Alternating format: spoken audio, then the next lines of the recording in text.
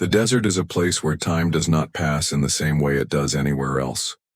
The wind erases footprints within minutes. The horizon looks the same whether you've been walking for 10 minutes or 10 hours. Out here, the line between past and present blurs, and sometimes it disappears entirely. In the summer of 1973, a team of 7 set out across the El Hamra Desert. They weren't treasure hunters, and they weren't adventurers. They were academics, scientists, and dreamers. People who believed that history still had secrets waiting to be found. What they didn't know was that for them, the desert had prepared something else. Something that would never let them return.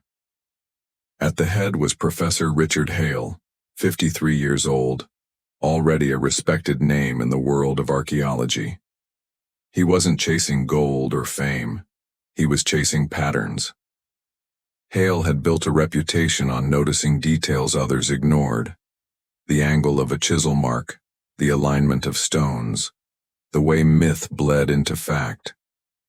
He was quiet, careful, but deeply ambitious in a way that made his colleagues trust him. If Richard said there was something out there worth finding, you believed him.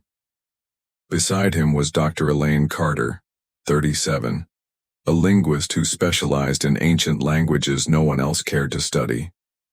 Elaine had always been the odd one out, chasing fragments of scripts dismissed as nonsense. Her passion was decoding voices from the past, especially those written in symbols so strange they didn't fit neatly into any timeline. Daniel Rhodes, 28, was Hale's protege. Bright-eyed, endlessly curious, and hopelessly reckless. Daniel didn't just want to read myths. He wanted to live them. To him, legends were maps, and if you followed them long enough, you'd find something the world had forgotten. Then there was Michael Grant, the geologist. At 42, he'd spent years mapping strata and chasing fossils. He wasn't easily swayed by superstition, and he often clashed with Daniel's wild theories. But Grant knew the land better than anyone. He could look at a rock formation and tell you its age within 100 years. Claire Donovan was not a scholar. She was a photographer, hired to document the expedition. At just 24, she'd been pulled into the world of ruins and relics almost by accident. But her lens saw what others missed: the loneliness of abandoned temples, the way a shadow revealed a carving, the human side of places that had long since lost their people. Howard Blake, an Egyptologist in his late 40s, had devoted his life to dynastic history. He wasn't thrilled about this dig. Hale's theory, that they were chasing a structure older than the dynasties themselves, struck Blake as dangerous nonsense. Still, he had joined, if only to prove the man wrong. And finally, Yusuf al-Masri, the local guide. He was in his 50s, quiet and pragmatic. Yusuf had led foreign teams through the desert before, but when he heard their destination, he hesitated. There were places even he didn't go. Some doors, he warned, are better left closed.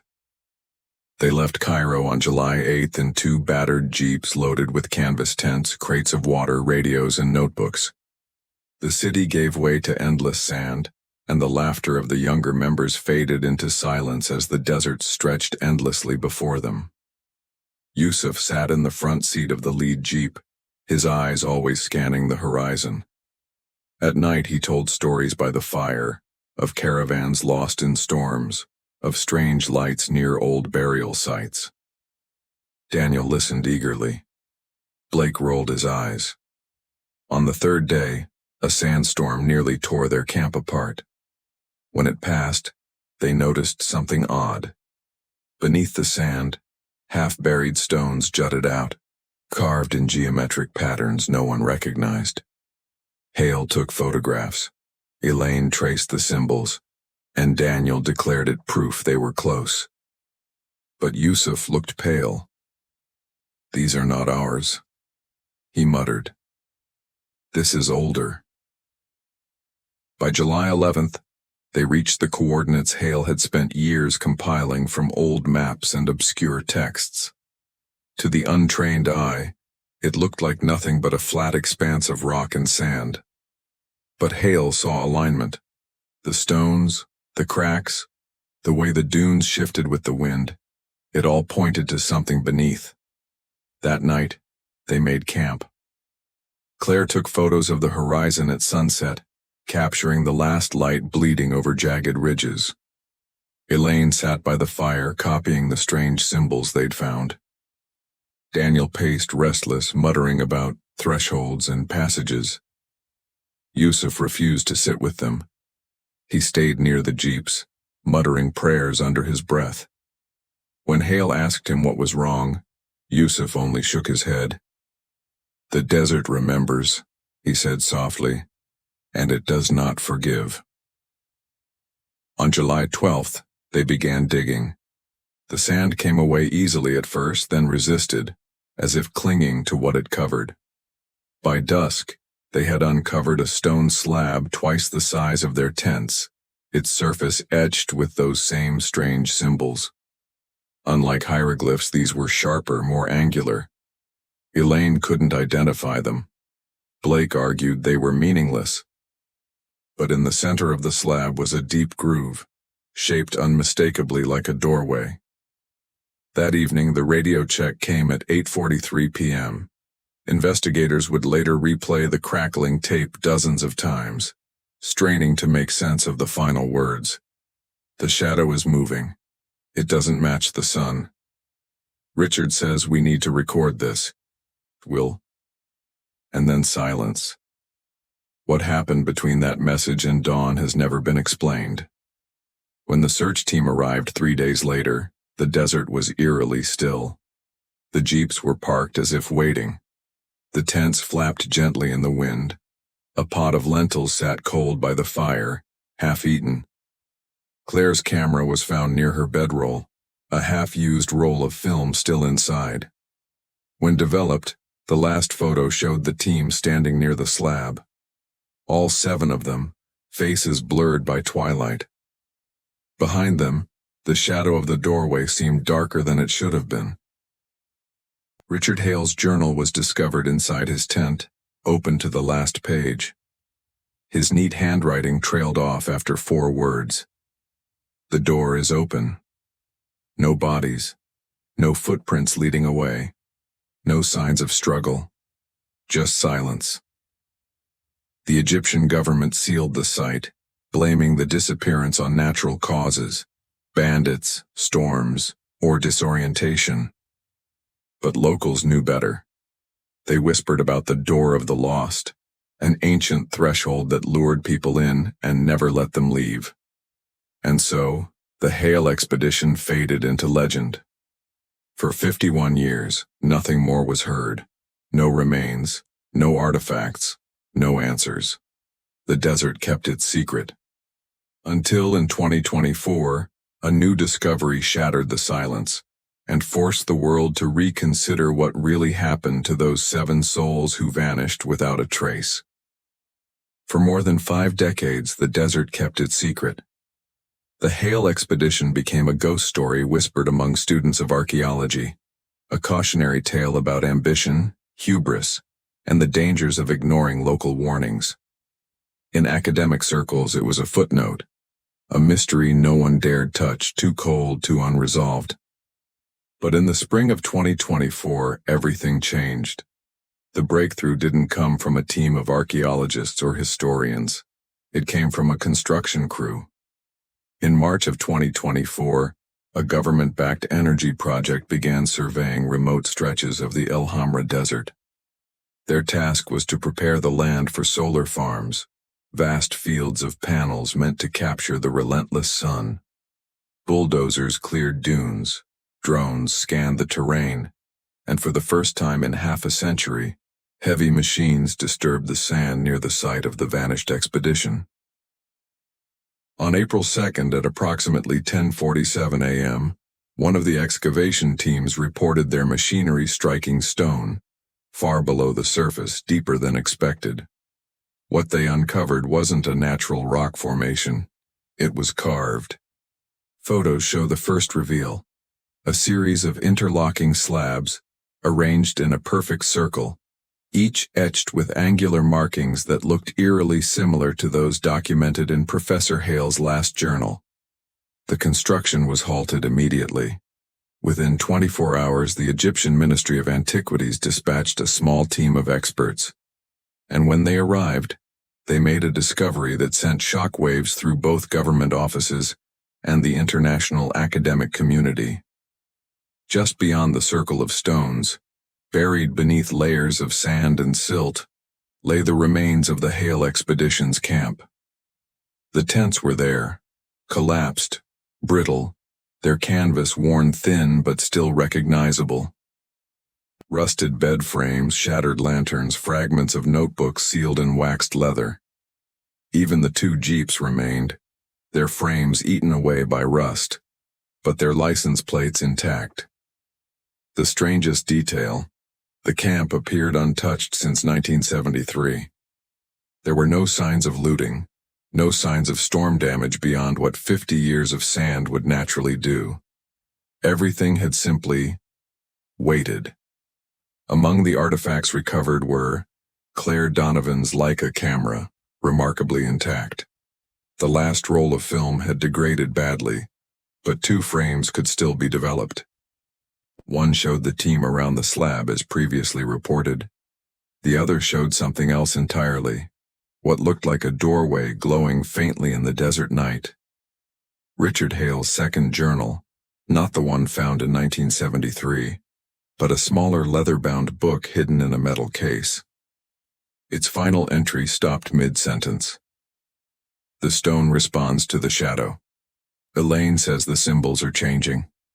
Daniel insists it's a threshold. I don't know if...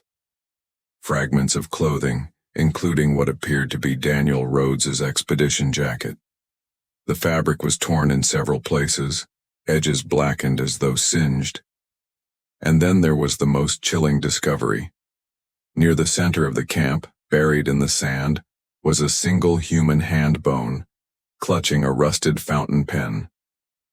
DNA analysis later confirmed what few had dared to hope. It belonged to Professor Richard Hale. For the first time in 51 years, there was proof that at least one member of the team had not simply wandered into the dunes. Something had happened at that site. News of the discovery broke within days. Headlines around the world lit up. Vanished archaeology team's camp found in Egyptian desert after 51 years. Mystery of the Hale expedition reopened. Lost journal suggests doorway to unknown civilization. Television networks aired specials, podcasts devoted entire seasons to dissecting the case, and online forums buzzed with theories. Some said the team had uncovered an ancient tomb and triggered a curse. Others insisted it was evidence of contact with a pre-dynastic civilization erased from history. A few even argued it was proof of something far stranger: extraterrestrial involvement, time distortions, or portals. But while the public speculated wildly, a smaller group of researchers quietly prepared for the most important dig of their lives. In May of 2024, a joint team of Egyptian and international archaeologists was assembled under strict government oversight. Their mission: to return to the site, excavate carefully, and determine what the Hale team had found. The team was led by Dr. Miriam Al-Sayed, a seasoned Egyptologist with a reputation for debunking myths.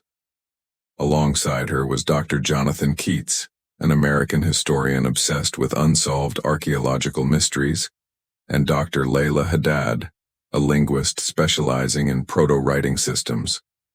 Security was tight. Unlike 1973, this expedition had drones, satellite phones, and armed guards.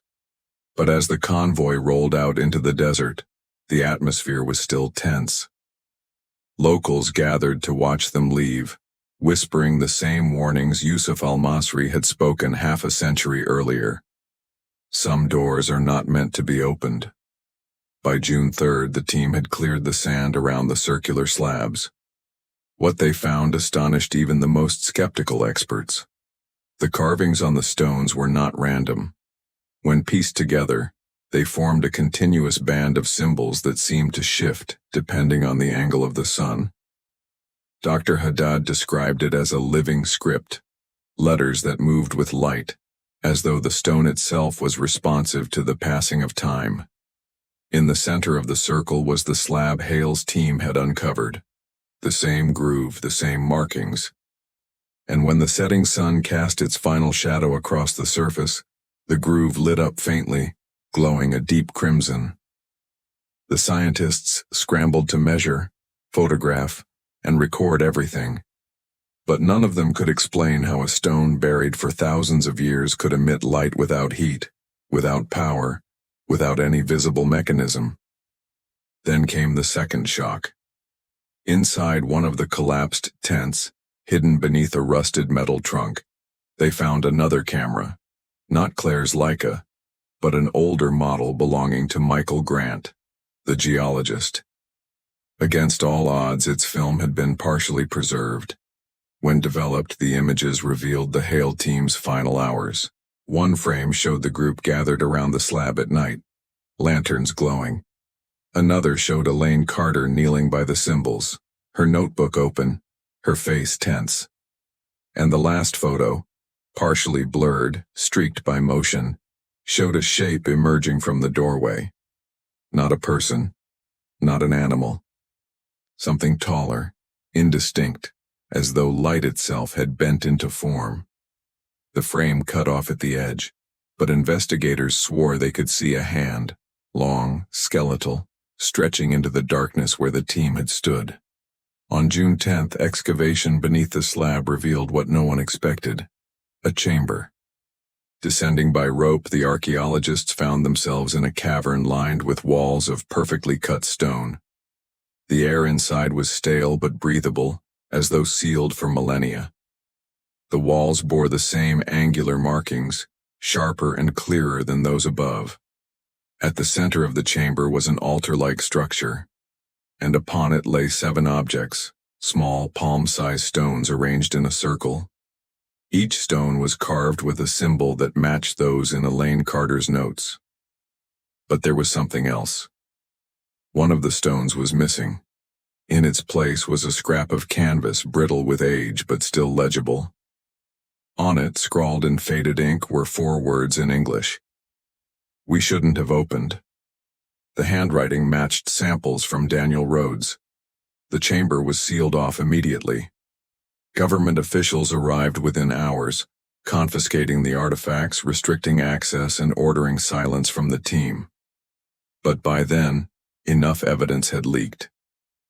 Photos of the glowing slab circulated online. The blurred image of the figure spread across forums, and whispers began to grow louder. Had the Hale team uncovered something not of this world? Had they crossed into a threshold humanity was never meant to find? And if so, where were they now? The discovery reignited the mystery. But the true answers lay deeper, hidden beyond the chamber, beyond the slab. And what came next would challenge not only history, but the very idea of reality itself. The chamber was only the beginning. For all the whispers about curses, lost civilizations, and thresholds, no one expected what lay deeper beneath the desert floor. On June 14th, while scanning the chamber walls with ground-penetrating radar, the team identified an anomaly, a hollow space extending nearly 50 meters beyond the stone altar. Excavation was risky. The ceiling of the chamber could collapse at any moment. But after days of reinforcement, they broke through. Behind the altar, a narrow passage descended into darkness. The walls were smooth, unnaturally precise, as if carved by machines rather than human hands thousands of years old. At the end of the passage, they found a sealed archway. The carvings matched those in Elaine Carter's notes. But this time, there was no mistaking their meaning. The symbols were arranged in sequences, patterns resembling constellations. Dr. Haddad, the linguist, noted something chilling. The arrangement depicted star positions not of the present day, but of thousands of years ago. When compared to astronomical software, the alignment matched the night sky of approximately 8000 BC, a time long before recorded Egyptian history. If the carvings were accurate, it suggested that whoever built this chamber had knowledge of astronomy far beyond what scholars believed possible for that era. But it wasn't just a star map. The alignment pointed to a location, a cluster of coordinates deep in the western desert, a place no one had excavated, no one had studied. And beneath the coordinates was a single phrase, etched in larger symbols: the ones who waited. When the passage was fully cleared, the team entered a second chamber. What they saw inside froze them in place. Lining the walls were 7 stone sarcophagi. Not Egyptian in style, not even close. They were taller, narrower, with angular lids and no inscriptions. 6 of the sarcophagi were open and empty. The 7th was sealed. At its base lay personal artifacts: Claire Donovan's broken compass, Daniel Rhodes's field notebook, Elaine Carter's scarf. Items belonging to the missing archaeologists, deliberately placed as offerings or markers. But the most shocking detail was inside the sealed sarcophagus. When it was finally opened under strict conditions, the team found not a mummy but a body preserved in a way no one could explain. It was Professor Richard Hale. Perfectly preserved, as though he had died only hours before, not 51 years earlier. His skin was intact, his features recognizable, his clothing free of decay. Forensic tests later confirmed the impossible. The tissue was biologically fresh. It was as though time had simply stopped for him.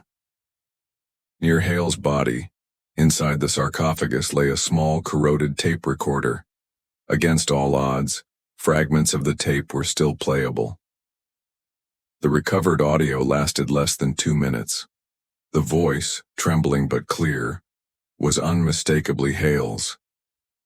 "If anyone finds this, we opened what should have stayed closed. The stones, they respond to us, to light, to sound. We thought it was a tomb. It's not. It's a passage, a holding place. We are not the first. We won't be the last. Do not follow." The tape ended abruptly in a burst of static. If Hale had been preserved in the sarcophagus, what of the others? Why were their belongings scattered but their bodies missing? Dr. Keats put forward one theory. The sarcophagi were not coffins, but vessels. Containers designed to preserve or transport living beings across time. The empty sarcophagi, the missing team members, the phrase, "the ones who waited." It all pointed to a terrifying possibility. The Hale expedition had not perished in 1973. They had been taken. Taken where, or when, no one could say. By late June, the Egyptian authorities sealed off the site entirely. Foreign researchers were escorted out. Artifacts were confiscated, images scrubbed from official reports. But secrecy only fueled speculation. Leaked photos of Hale's body circulated online, grainy, but convincing. The audio clip appeared on forums, dissected frame by frame. Some claimed to hear another voice in the background, low, guttural, speaking in a language no one could identify. Whistleblowers hinted that more than one body had been found, though only Hale's was officially acknowledged. Rumors claimed that Claire Donovan and Daniel Rhodes had been preserved too, but removed under cover of night. The official statement from the Ministry of Antiquities dismissed the claims as fabrications. They maintained that the camp was found, yes, but no human remains had been recovered. No one believed them. Months later, in September 2024, a letter surfaced online. It was attributed to Dr. Miriam al-Sayed, though its authenticity has never been verified. In it, she described the night before the site was closed. We saw the chamber open. We saw the light inside bend and twist like water. And we heard them, voices, calling from the other side. Not echoes, not illusions. They spoke names, our names.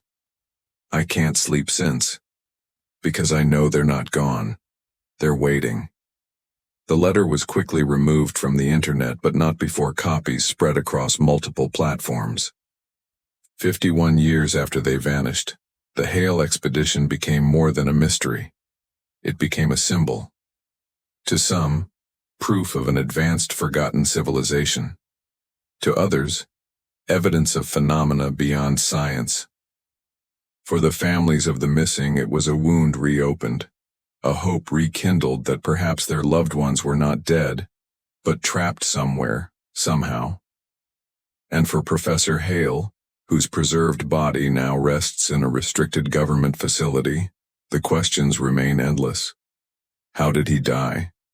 Why was he preserved? And what did he mean by, "We are not the first"? Among all the speculation, one theory persists above the rest. The chamber beneath El Hamra was not a tomb. It was a threshold. A doorway constructed by a civilization older than history, aligned to the stars, waiting for the right moment to open.